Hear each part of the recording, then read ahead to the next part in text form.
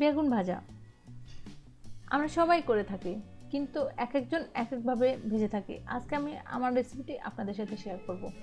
Hello viewers, আসসালামু আলাইকুম, welcome back to my channel. আজকের এপিসোডে আমি আপনাদের সাথে শেয়ার করব বেগুন ভাজা। বেগুন ভাজা করার জন্য আমি এখানে 3টে বেগুনকে কেটে নিয়েছি। হলুদ, লবণ আর মরিচের গুঁড়ো দিয়ে এগুলোকে ভালো করে মাখিয়ে নেব। আমি চুলায় একটা কড়াইয়ে তেল গরম হতে দিয়েছি। ভিউয়ার্স, মাখাতে মাখাতে আমার তেলটা গরম হয়ে যাবে, আর তেলটা গরম হলে আমি বেগুনগুলোকে দিয়ে দিব। আমি বেগুনগুলোকে তেলে দিয়ে দিচ্ছি। তো ভিউয়ার্স, আমি বেগুনগুলোকে খুব ভারী করে কাটিনি, আমি এগুলোকে একটু পাতলা করে কেটেছি।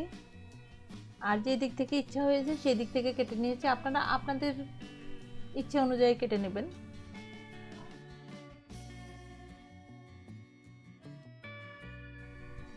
বেগুনগুলো যখন একটা পাশ ভাজা হয়ে গেছে তখন আমি এগুলোকে উল্টে দিয়েছি। ভিউয়ার্স, এগুলো উল্টানোর পরে এগুলো মোটামুটি 2টা পাশই ভাজা হয়ে গেছে। এবার আমি বেগুনগুলোকে তুলে নিচ্ছি।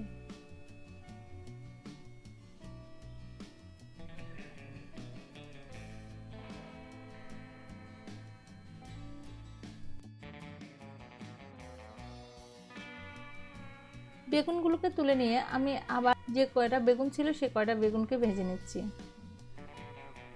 বেগুনগুলো ভাজার পরে কোনো তেল অবশিষ্ট ছিল না, তাই আমি আবার 1 টেবিল চামচ পরিমাণ তেল দিয়েছি।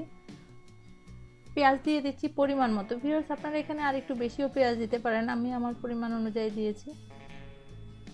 পেঁয়াজটাকে একটু তেলে নেড়ে নিচ্ছি। 1/4 চা চামচ রসুন, 1/4 চা চামচ জিরা দিয়ে আবার আর একটুখানি ভেজে নিচ্ছি। দিয়ে দিচ্ছি কাঁচামরিচ। এবার দিয়ে দিব টমেটো।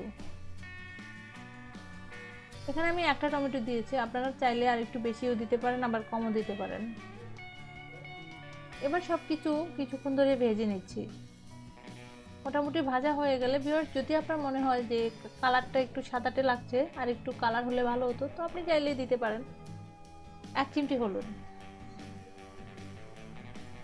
হলুদটা দিয়ে এবার ভালো করে নেড়ে চেড়ে আমি দিয়ে দিচ্ছি 1/4 কাপ পানি।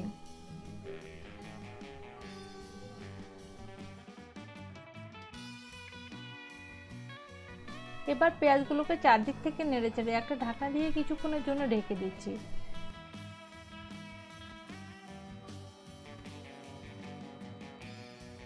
কিছুক্ষণ পরে ভিউয়ার্স, আমি ঢাকনাটা তুলে নিচ্ছি। দেখুন ভিউয়ার্স, আমার এখানে কিন্তু কোনো পানি আর নেই। যে পানিটা দিয়েছি ওটা ঢাকনার মধ্যে থেকেই শুকিয়ে গেছে। এবার আগে থেকে যে বেগুনগুলো ভেজে রেখেছি সেই বেগুনগুলো দিয়ে দিচ্ছি।